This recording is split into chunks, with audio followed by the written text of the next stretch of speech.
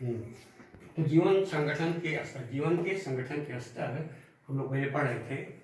तो levels of composition of life. अब यहाँ पर एक पार्ट हम लोग पढ़े, उसी का दूसरा हिस्सा है कोशिका। कोशिका जीवन के संगठन के लिए बहुत जरूरी है। जैसे हम लोग जैव अणु और उसका स्वभाव पढ़े थे इसके पहले, तो उसके जीवन संगठन के लिए कोशिका सजीव के शरीर की रचनात्मक और क्रियात्मक इकाई है। जितने शरीर में पौधा हो, जंतु हो, सबकी इकाई कोशिका है। एक कोशिका की रचना के बारे में अगर हम अध्ययन करते हैं तो कोशिका के सबसे बाहर उसका कोशिका का आवरण होता है। यहाँ पहला चीज है कोशिका का आवरण, कवरिंग ऑफ सेल या सेल कवरिंग, कवर करता है। ये सेल कवरिंग दो चीजें से मिलकर बना होता है। एक होता है कोशिका भित्ति और दूसरा होता है कोशिका झिल्ली। कोशिका भित्ति को कहते हैं सेल वॉल और कोशिका झिल्ली को कहते हैं सेल मेम्ब्रेन। और दूसरा होता है जीव द्रव्य। कोशिका झिल्ली के भीतर भरा हुआ संपूर्ण सजीव पदार्थ, दानेदार पदार्थ, उसको हम जीव द्रव्य कहते हैं, प्रोटोप्लाज्म। अब इस जीव द्रव्य के दो भाग होते हैं, एक होता है कोशिका द्रव्य साइटोप्लाज्म और दूसरा होता है केंद्रक, न्यूक्लियस, जो केंद्र में उसके पाया जाता है केंद्रक। अब कोशिका वृत्ति एवं कोशिका झिल्ली के बारे में थोड़ा संक्षेप में जाने। कोशिका वृत्ति वनस्पति कोशिकाओं की सबसे बाहर की ओर, वनस्पति कोशिका में, जंतु कोशिका में कोशिका वृत्ति नहीं है बाहर की ओर, केवल कोशिका झिल्ली है। कोशिका भित्ति जंतु वनस्पति कोशिका के सबसे बाहर एक कड़े आवरण के रूप में पाई जाती है और उसके नीचे कोशिका झिल्ली भी होती है। मैंने वनस्पति कोशिका में कोशिका भित्ति और कोशिका झिल्ली दोनों पाई जाती है। कोशिका भित्ति का बाहरी आवरण और भीतरी आवरण दोनों के बीच में एक मध्य लय मिला पाया जाता है। तो जिसको बाहरी को कहते हैं प्राथमिक कोशिका भित्ति और भीतरी को अंतः कोशिका भित्ति और बीच का मध्य लय मिला। मध्य लय मिला एक कोशिका को दूसरे से जोड़ने का काम करता है। ये सेलुलोज, हेमी सेलुलोज, पेक्टिन, ये तरह तरह के कार्बोहाइड्रेट उससे बनी हुई कोशिका भित्ति होती है, जो निर्जीव होती है। कोशिका भित्ति कोशिका को एक निश्चित आकार देती है।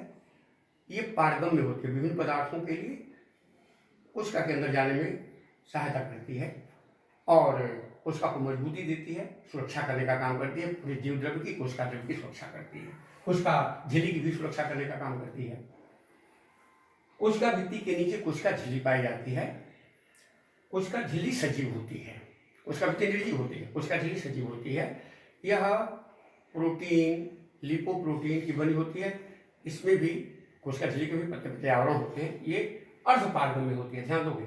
कोशिका भित्ति पारगम्य होती है, जिससे होकर के सभी पदार्थ उसके अंदर कोशिका जा सकते हैं। कोशिका झिल्ली और अर्ध पारगम्य होती है, सेमी परमेबल, कुछ निश्चित पदार्थों को अपने से होकर के अंदर जाने देती है। जंतु कोशिका में सबसे बाहर होती है और वनस्पति कोशिका में अंदर में होती है, कोशिका भित्ति के नीचे होती है।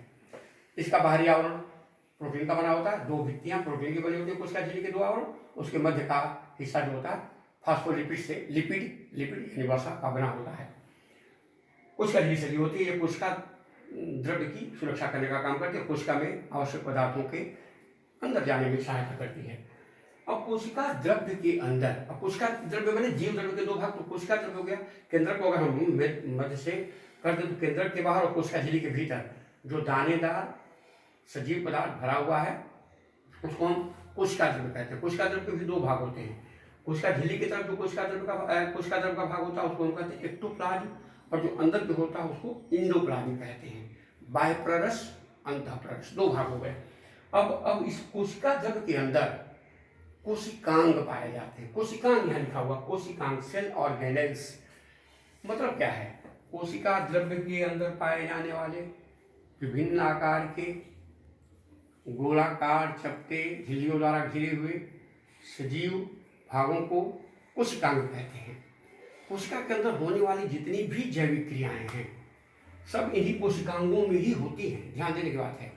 कोशिका द्रव्य के अंदर विभिन्न आकार के गोलाकार, छड़ के आकार का, अंडे के आकार का, अंडाकार, विभिन्न तरह की झिल्लियों द्वारा घिरे हुए सजीव रचनाएं जो कोशिका के अंदर होने वाली सभी जैव रासायनिक क्रियाओं में भाग लेती हैं, उसको हम कोशिकांग कहते हैं। अब इस कोशिकांग के अंदर, अब कोशिकांग कौन कौन सी चीजें हैं? मुख्य चीजों की बात हम करेंगे। जैसे पहला नाम है माइटोकॉन्ड्रिया। कोशिका द्रव्य में छड़ के आकार की दोहरी झिल्ली से घिरी हुई बहुत सी रचनाएं फैली हुई बिखरी हुई पाई जाती हैं, जिनको हम माइटोकॉन्ड्रिया कहते हैं।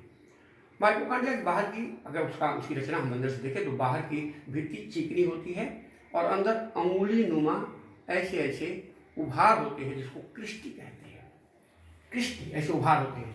इसमें बहुत से एंजाइम भरे रहते हैं माइटोकॉन्ड्रिया के अंदर। माइटोकॉन्ड्रिया भी झिल्ली से घिरा हुआ है, दोहरी झिल्ली से घिरा हुआ है, तो दोनों झिल्लियों के बीच के स्थान को कहते हैं प्री माइटोकॉन्ड्रियल स्पेस। उसमें बहुत से पदार्थ भरे रहते हैं। माइटोकॉन्ड्रिया के अंदर श्वसन एंजाइम भोज्य पदार्थ का ऑक्सीकरण होता है। जब श्वसन आगे पढ़ोगे तो उसमें क्लियर हो जाएगा कि श्वसन की क्रिया माइटोकॉन्ड्रिया और कोशिका द्रव्य में ही होती है।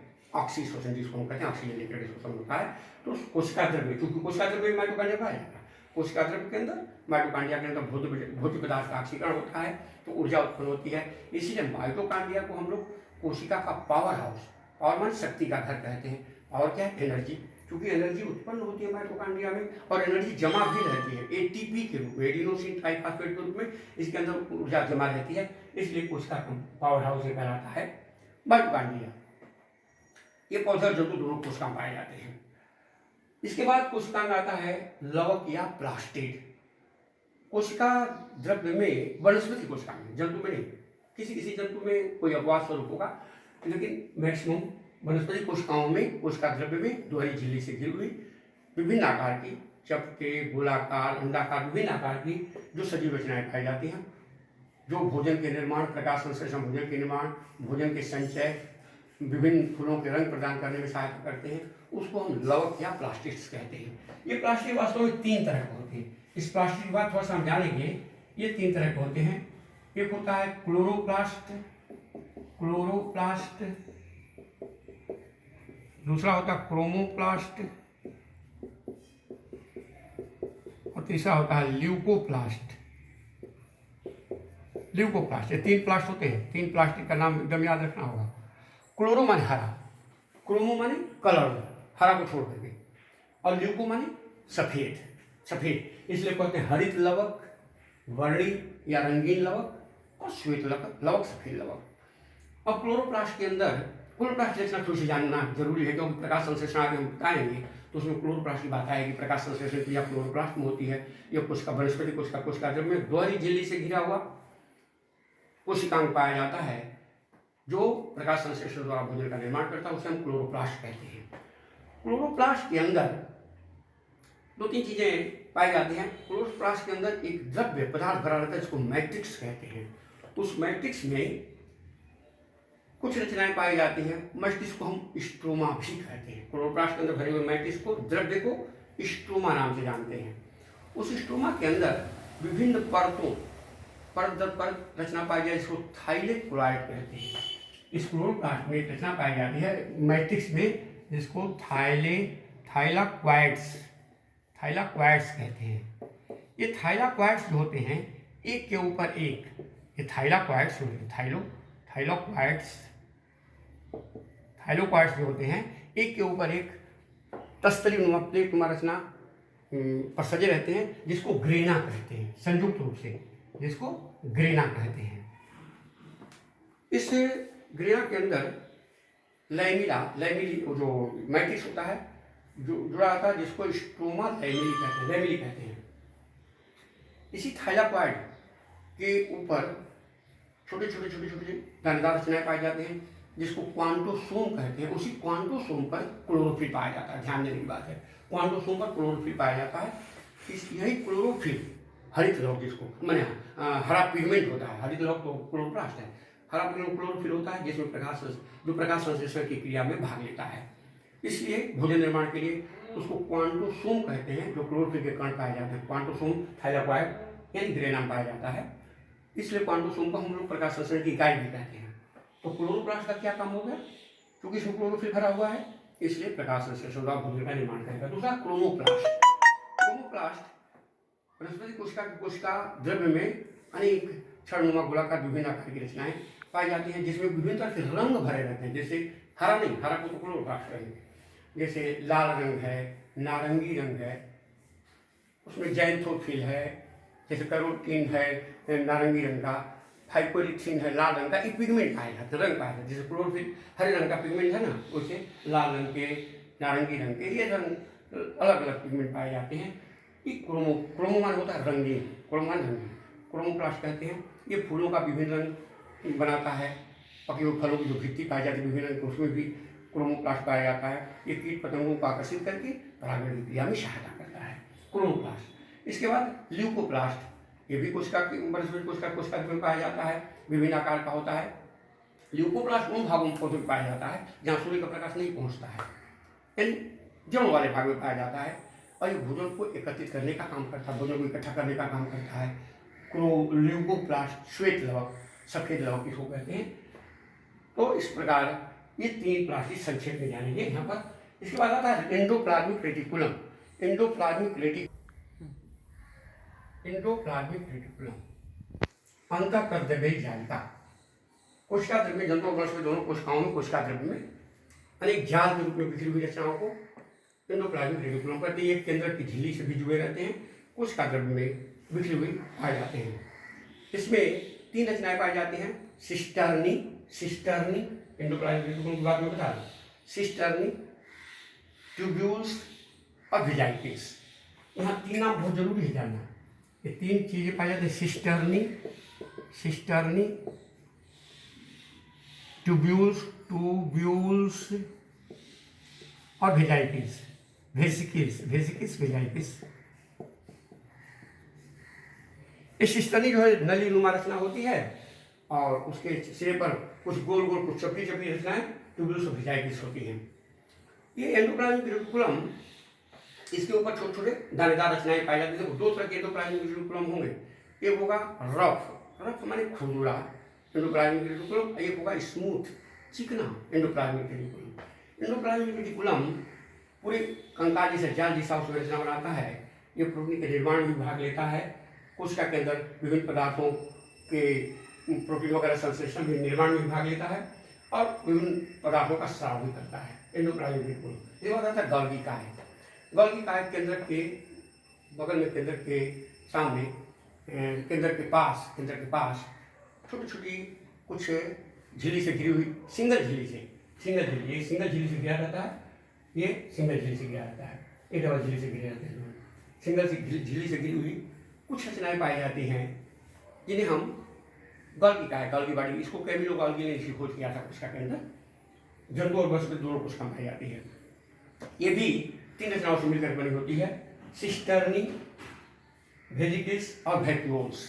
सिस्टर्नी, वेजिकिस और वैक्यूल्स, रसधानी जिसको कहते हैं। उसमें कुछ पदार्थों का स्राव होता है। ये कोशिका भित्ति और कोशिका झिल्ली के निर्माण में भी गोल्गी काय भाग लेती है। इसके बाद लाइसोसोम, ये जंतु कोशिका में सिंगल झिल्ली से घिरा हुआ पाया जाता है। लाइसोसोम विभिन्न आकार की रचनाएं पाई जाती हैं जिसको हम लाइसोसोम कहते हैं। लाइसोसोम के अंदर बहुत से एंजाइम होते हैं, हाइड्रोलाइटिक एंजाइम। यह एंजाइम कभी कभी कोशिका के बाहर निकल करके कोशिका का ही अंदर ही पाचन कर देते हैं, जिससे कोशिका नष्ट भी हो सकती है। इसलिए इसको हम लोग आत्महत्या के थैले, सुसाइडल बैग के नाम से जानते हैं लाइसोसोम को। आत्महत्या के थैले हाइड्रोलाइटिक एंजाइम होते हैं जो कोशिका का अंतः पाचन या कोशिका का बाह्य पाचन ये करने में सहायता करते हैं। ये लाइसोसोम होते हैं, कभी कभी देखा जाता है कि जैसे शुक्राणु है, अंडे का निषेचन होता है, स्पर्म के द्वारा ओवम का निषेचन होता है, तो वहाँ पर भी हाइड्रोलाइटिक एंजाइम इसी लाइसोसोम से निकलते हैं जो अंडे के अंदर शुक्राणु को प्रवेश कराने के लिए वहाँ छिद्र का निर्माण करके उसमें प्रवेश कराने का भी काम करते हैं। ये जंतु कोशिकाओं में पाए जाते हैं, इनको सुसाइडल बैग कहते हैं। राइबोसोम, जंतु और वनस्पति दोनों कोशिकाओं में छोटे छोटे झिल्ली विहीन होते हैं। राइबोसोम में कोई झिल्ली आवरण नहीं पाया जाता है, झिल्ली विहीन, आवरण विहीन छोटी छोटी रचनाएं पाई जाती हैं जिसको हम राइबोसोम कहते हैं। राइबोसोम विशेष करके RNA, राइबोज न्यूक्लिक एसिड और प्रोटीन से मिलकर बना होता है। ये राइबोसोम, बहुत से राइबोसोम मिलकर के पॉलीसोम पॉलीसोम का निर्माण करते हैं। राइबोसोम का मुख्य काम है, इसको हम लोग प्रोटीन का फैक्ट्री कह सकते हैं। ये प्रोटीन के निर्माण में, प्रोटीन के संश्लेषण के अंदर की झिल्ली पर भी पाया जाता है। एंडोप्लाज्मिक रेटिकुलम के झिल्लियों पर भी पाया जाता है राइबोसोम। ये प्रोटीन के संश्लेषण का काम करता है। सेंट्रोसोम, ये केवल जंतु कोशिका में पाया जाता है झिल्ली द्वारा घिरा हुआ जंतु कोशिकाओं के कोशिका द्रव्य केंद्र के पास पाए जाते हैं। सेंट्रोसोम दो चीजों के मिलने से बनता है, यहाँ जानने वाली बात है। सेंट्रोसोम दो चीजों के मिलने से बनता है। एक होता है सेंट्रियोल्स, सेंट्रियोल्स ये दो होते हैं संख्या में, और दूसरा होता है सेंट्रोस्फियर, सेंट्रोस्फियर। इन दो चीजों के मिलने से जंतु कोशिका में ध्यान देना है, जंतु कोशिका में ही सेंट्रोसोम पाया जाएगा। ये सेंट्रोसोम जंतु कोशिका में होता है, वनस्पति में नहीं पाया। कुछ वनस्पतियों में कहीं कहीं देखा जाता है, लेकिन जंतु कोशिकाओं में भी कहीं कहीं निष्क्रिय होता है। जैसे नर्व सेल सबसे बड़ी कोशिका है न्यूरॉन, उसमें सेंट्रोसोम नहीं होता है, इसलिए न्यूरॉन का विभाजन नहीं होता है। ध्यान में रखोगे कि न्यूरॉन जो सबसे बड़ी कोशिका है उसमें सेंट्रोसोम का अभाव होता है। तो सेंट्रोसोम जंतु कोशिकाओं के कोशिका द्रव्य में केंद्र के आसपास पाई जाने वाली झिल्ली द्वारा घिरी हुई रचनाओं को हम लोग सेंट्रोसोम कहते हैं। ये सेंट्रोसोम सेंट्रियोल्स, दो सेंट्रियोल्स और एक सेंट्रोस्फियर यानी घेर कर घेरा झिल्ली पाई जाती है। सेंट्रियोल्स में पीपा अनुमान, जैसे पीपा खुला हुआ मुंह रहता है उस संरचनाएं पाई जाती हैं, और सेंट्रोस्फियर उसको घेरे रहता है। यह जंतु कोशिका में कोशिका विभाजन की क्रिया कराता है। कोशिका का जब विभाजन होता है तो जब कोशिकाएं बढ़ती हैं तो उसमें तारा रश्मियां एस्टरेज बनती हैं। एस्टरेज के निर्माण के लिए सेंट्रोसोम की बहुत बड़ी भूमिका होती है। माइक्रोट्यूब्यूल्स, सूक्ष्म छोटी छोटी नलिकाओं के रूप में ये माइक्रोट्यूब्यूल्स पाए जाते हैं, झिल्लीविहीन आवरणविहीन होते हैं। ये माइक्रोट्यूब्यूल्स कोशिका के अंदर का कंकाल का निर्माण करते हैं, कोशिका को अंदर से मजबूती देते हैं, और सेंट्रोसोम के साथ मिलकर के तारा रश्मियों एस्ट्रेज का निर्माण करते हैं, कोशिका विभाजन में सहायता करते हैं। रसधानियां, झिल्ली द्वारा घिरी हुई जंतु और वनस्पति कोशिकाओं में पतली झिल्ली द्वारा घिरी हुई और रस से भरी हुई कुछ रचनाएं पाई जाती हैं, जिनको वैक्यूल्स या रसदानियां कहते हैं। इस रसधानियों के अंदर, रसधानियों के बाहर एक पतली झिल्ली पाई जाती है जिसे टोनोप्लास्ट कहते हैं। टोनोप्लास्ट नामक झिल्ली से घिरी हुई, पतली झिल्ली से घिरी हुई रसदानियां होती है, उसके अंदर भरे हुए रस को कोसा रस कहते हैं। इसमें विभिन्न प्रकार के खनिज पदार्थ, लवण वगैरह पाए जाते हैं। ये रसधानियां जंतु कोशिकाओं में बड़ी छोटी छोटी होती हैं, लेकिन वनस्पति कोशिकाओं में इनका आकार काफी बड़ा होता है। ये बहुत से पदार्थों का संचय करने का काम करती है। ये हमारा हुआ थोड़ा सा यहाँ पर। इसके बाद केंद्र की बात आए, थोड़ा सा केंद्र की बात हम लोग जान जाए। केंद्र का दूसरी जो रचना है केंद्र जो है प्राय कोशिकाओं में एक केंद्र पाया जाता है, किसी किसी में बहु केंद्र की होती है। केंद्र की रचना चार भागों के मिलने से होती है। पहला है केंद्रक झिल्ली, सबसे बाहर होती है केंद्रक झिल्ली, एक नंबर। दूसरा होता है केंद्रक द्रव्य, केंद्रक द्रव्य दूसरा भाग हो जाएगा इसका, केंद्रक द्रव्य। तीसरा होगा केंद्रिका, केंद्रिका, और चौथा होगा केंद्रक जाल। ये चार चीजों के मिलने से बनता है। केंद्र की रचना चार चीजों के मिलने से बनती है। केंद्रक जाल या क्रोमेटिन जाल इसको कहते हैं, क्रोमेटिन जाल, क्रोमेटिन जाल। केंद्रक झिल्ली, न्यूक्लियर मेम्ब्रेन, केंद्र के सबसे बाहर पाई जाने वाली भरी पतली झिल्ली को हम केंद्रक झिल्ली कहते हैं। न्यूक्लियर मेम्ब्रेन होती है, इसके छिद्र जगह जगह इसमें छिद्र होते हैं। इस केंद्रक झिल्ली के अंदर भरे हुए संपूर्ण जीव द्रव्य को, क्योंकि जीव द्रव्य का ही केंद्रक भाग है, पहले हम लोग है, संपूर्ण जीव द्रव्य को हम कहते हैं केंद्रक द्रव्य। इस केंद्रक द्रव्य के अंदर एक सघन रचना, गोलाकार रचना पाई जाती है, जिसे केंद्रिका न्यूक्लियोलस या इसको हम लिटिल न्यूक्लियस के नाम से भी जानते हैं कभी कभी। केंद्रिका पाई जाती है, और उस केंद्रक द्रव्य के अंदर छोटे छोटे क्रोमेटिन कण होते हैं। ये कण आपस में मिल करके एक जाल जैसी रचना बनाते हैं, जिसे केंद्रक जाल कहते हैं। अब ये केंद्रक जो है कोशिका का ब्रेन कहते हैं। रॉबर्ट ब्राउन ने इसे खोज किया था, बताया था कि जैसे हम लोग के शरीर का ब्रेन सब काम करता है, कोशिका के अंदर जितनी होने वाली रासायनिक क्रियाएं उनका संचालन करना, कोशिका के विभाजन में सहायता करना। इसके अंदर एक केंद्रक जाल जो होता है आगे चल करके क्रोमेटिन जाल यानी क्रोमोसोम का निर्माण करता है। कोशिका विभाजन के समय क्रोमोसोम माता पिता के लक्षणों को संतानों में पीढ़ी दर पीढ़ी ले जाने का काम करते हैं, उसको क्रोमेटिन जाल कहते हैं। इस प्रकार केंद्रक को हम लोग कोशिका का ब्रेन भी कहते हैं, कोशिका का मस्तिष्क भी कहते हैं। सभी रासायनिक क्रियाओं का नियंत्रण करना, सभी जैविक क्रियाओं का संचालन करना, कोशिका विभाजन में सहायता करना, और क्रोमोसोम केंद्रक द्रव्य जो केंद्रक जाल हो क्रोमोसोम का निर्माण करता है, जो माता पिता के लक्षणों को संतानों में स्थानांतरित करने का काम करता है। इसके बाद थोड़ा सा बात हम लोग पढ़ेंगे प्रोकैरियोटिक और यूकैरियोटिक कोशिका, बाद में थोड़ा सा इसको बताएंगे।